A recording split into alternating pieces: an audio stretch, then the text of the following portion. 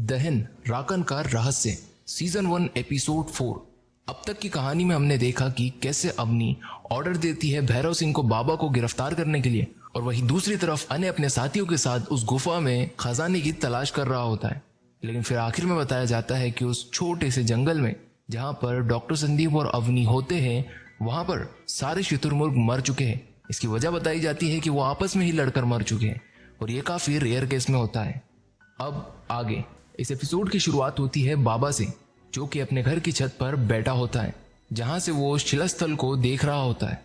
अपने रूम में जाकर दरवाजे को बंद कर लेता है और वही दूसरी तरफ उसे गिरफ्तार करने के लिए भैरव सिंह आया होता है। भैरव सिंह ऊपर चढ़ता है और उस दरवाजे को खोलता है, लेकिन वहां पर कोई बाबा नहीं था। वहां का सारा सामान बिखरा पड़ा था और यहाँ तक कि वहां पर खून भी बिखरा हुआ था।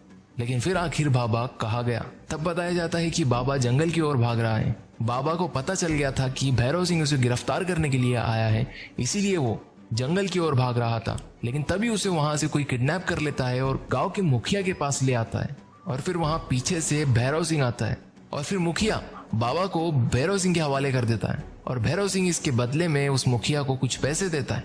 फिर इसके बाद वो उसे जीप में बिठाकर पुलिस स्टेशन की ओर ले जाता है। तभी सीन बदलता है और दूसरी तरफ बताया जाता है कि अने रानी से कहता है कि उसे बाबा से मिलना है, उसे अपने पापा की आत्मा से बात करना है। लेकिन रानी उसे इनकार कर देती है और सब लोग दिनेश से बात करने लगते हैं। तभी वहां पर दिनेश का हाथ दीवार के किसी एक खुफिया हिस्से पर पड़ता है।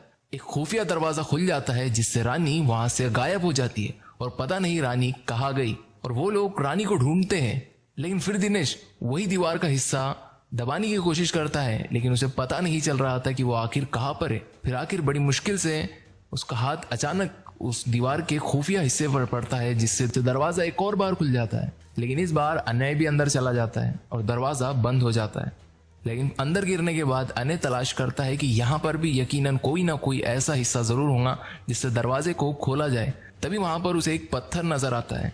वो उस पत्थर को दबाता है। पत्थर अंदर जाते ही वो दरवाजा खुल जाता है। सारे साथी नीचे आ जाते हैं और नीचे आने के बाद वो लोग आसपास की दीवारों को देखने लगते हैं जिस पर काफी नकुश बने होते हैं। रानी उन्हें बताती है कि ये रिद्यागन की कहानियां हैं जो एक नकुश के जरिए जाहिर की गई है। इसी के साथ साथ वहां पर कुछ सलाखें भी लटकी हुई होती है। वो जगह काफी डरावनी लग रही थी। वहां अंधेरा था। इसी के साथ दरमियान में वहां पर अने को कुछ नजर आता है। जब वो उसे गौर से देखता है तो वो एक मैप होता है। अने को लगता है कि यकीनन ये किसी चीज का मैप है। खजाना तो नहीं मिला, लेकिन हो सकता है कि यह खजाने तक पहुंचने का मैप जरूर हो। फिर सीन बदलता है और बताया जाता है मंगल को, जो कि हॉस्पिटल से ठीक होने के बाद सीधे अपने घर की ओर जाता है। याद रहे इस पर राकन की माया भी चढ़ी हुई है। अब ये घर पहुंचता है तब इसके रूम में मौजूद वो साथी उसे डांटने लगता है, उस पर गुस्सा करने लगता है, उसे परेशान करने लगता है।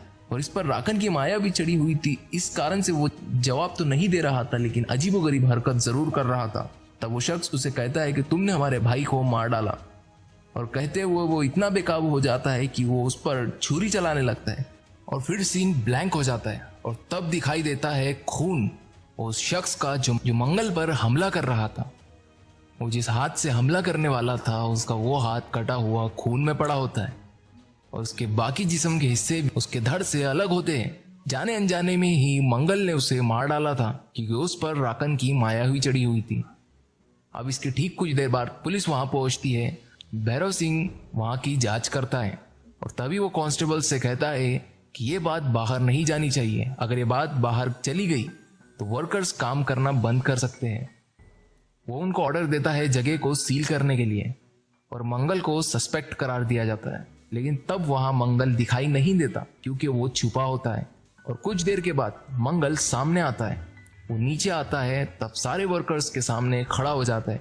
वो उसे देखते हैं और तभी मंगल उनमें से एक वर्कर को मार डालता है। इस कारण से वो सारे लोग भागने लगते हैं और तभी वहां आता है परिमल और वो उसे तलवार दिखाकर ललकारता है। वो उससे कुछ देर लड़ ही रहा होता है कि तब वहां पर भैरव सिंह और अवनी आते। वो तीनों मिलकर उससे लड़ते हैं और किसी तरह से उस पर काबू पाते हैं और इसी के साथ उसे गिरफ्तार कर लेते हैं। उसके हाथों में हथकड़ी बांध देते हैं और उसे बांधकर किसी तरह से पुलिस स्टेशन की ओर ले जाते हैं। लेकिन फिर सीन बदलता है। अने और उसके साथी गुफा में मौजूद है, लेकिन उसके साथी इस बात पर बहस कर रहे होते हैं कि यहाँ पर खजाना है या नहीं। लेकिन तभी वहाँ अने इन फजूल बातों में वक्त ना ज़ाय करते हुए खजाने की तलाश करने लगता है। तभी वो मैप को गौर से देखता है और उसे वहाँ पर कोई क्लू नज़र आता है। तब वो उसके दोस्तों को बुलाता है और उन्हें कहता है कि मैप के चारों ओर खड़े हो जाओ, और वो उनसे वहाँ पर पेशाब करने को कहता है और वो लोग ऐसा ही करते हैं। फिर इसके बाद वो मैप रोशन हो जाता है, जैसे मानो उससे रोशनी निकल रही हो, और फिर इसके बाद एक खुफिया दरवाज़ा खुल जाता है और वो लोग काफ़ी खुश हो जाते हैं। इसके बाद अने अंदर जाने की कोशिश करता है, लेकिन तभी वो लड़का उसे रोकता है और कहता है कि जब तक परिमल नहीं आता हम अंदर नहीं जाएंगे। लेकिन अने वहाँ पर जिद करता है कि दरवाज़ा मैंने खोजा है, इसलिए मैं अंदर जाकर देखूंगा, और इस बात को लेकर दोनों में बहस हो जाती है। तभी रानी अने से कहती है कि तुम्हें अपने पापा की आत्मा से बात करना है ना, तो हम बाबा से मिलने जा सकते हैं। और वो अने को लेकर पुलिस स्टेशन चली जाती है। वो लोग वहाँ पहुँच जाते हैं। अने बाबा से मिलता है और उनसे कहता है कि मुझे अपने पापा से बात करनी है। तब बाबा उससे कहते हैं कि चले जाओ, इस गांव से दूर चले जाओ। और बाबा इतना कह ही रहे थे कि अचानक पीछे से आवाज आती है। तब पता चलता है कि अवनी और भैरव सिंह वो उस मंगल को जिस पर राकन की माया भी चढ़ी है उसको लेकर पुलिस स्टेशन आ रहे हैं। तभी रानी और अने पीछे जाकर छुप जाते हैं और वो लोग उसे बाबा के बाजू वाले जेल में डाल देते हैं। तब वहाँ परिमल आता है और वो बाबा से कहता है कि हमें इसकी गर्दन उड़ानी होगी।